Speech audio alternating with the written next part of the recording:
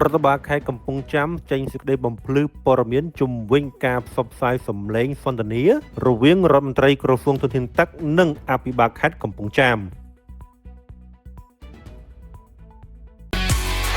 ភេសជ្ជៈបើកម្លាំង Dragon ថាមពលថ្មីចម្រាញ់ពី Yinsen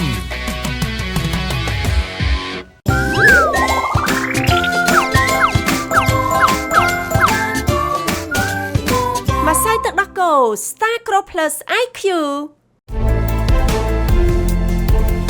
អនាគតរបស់លោកអ្នកកាន់តែភ្លឺស្វាងដោយសាកលវិទ្យាល័យ Bill Braille រដ្ឋបាលខេត្តកំពង់ចាមបានចេញសេចក្តីបំភ្លឺព័ត៌មានមួយដើម្បីជម្រាបជូនដល់អ្នកសារព័ត៌មាននិងសាធារណជនបន្ទាប់ពីមានការចុះផ្សាយនិងចែករំលែកតៗគ្នានៅលើបណ្ដាញសង្គមនៅคลิปវីដេអូខ្លីមួយដែលបានដកស្រង់សម្លេងសន្ទនារវាងលោកថោងចេថារដ្ឋមន្ត្រីក្រសួងធនធានទឹកនិងអូតូនិយមនិងលោកអ៊ុនចន្ទដាអភិបាលនៃគណៈអភិបាលខេត្តកំពង់ចាមការសន្ទនានោះបានធ្វើឡើងក្នុងឱកាសដែលថ្នាក់ដឹកនាំទាំងពីរចុះពិនិត្យសិក្សាជួសជុលអ៊ុតបេតុងកៅស៊ូ AC លើផ្លូវទំនប់ច្រាំងទន្លេស្ថិតក្នុងក្រុងកំពង់ចាមកាលពីថ្ងៃទី29ខែមិថុនាឆ្នាំ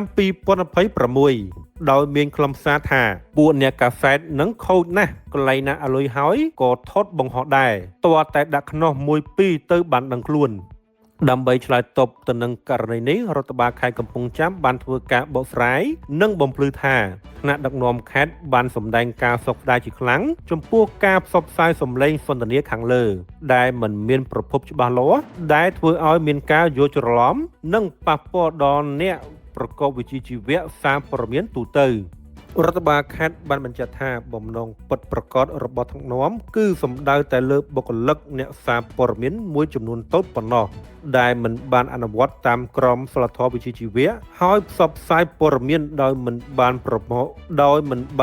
លប្រភពគ្រប់ជ្រុងជ្រោយធ្វើឲ្យព័ត៌មាននោះមិនឆ្លុះបញ្ចាំងពីការពិតនិងប៉ះពាល់ដល់កិត្តិយសសេចក្តីថ្លៃថ្នូរក៏ដូចជាការខិតខំប្រឹងប្រែងរបស់រដ្ឋាភិបាលនិងរដ្ឋបាលខេត្តក្នុងការបម្រើប្រជាពលរដ្ឋរដ្ឋបាលខេត្តកំពង់ចាមបានអះអាងថាខ្លួនមិនដែលរើសអើង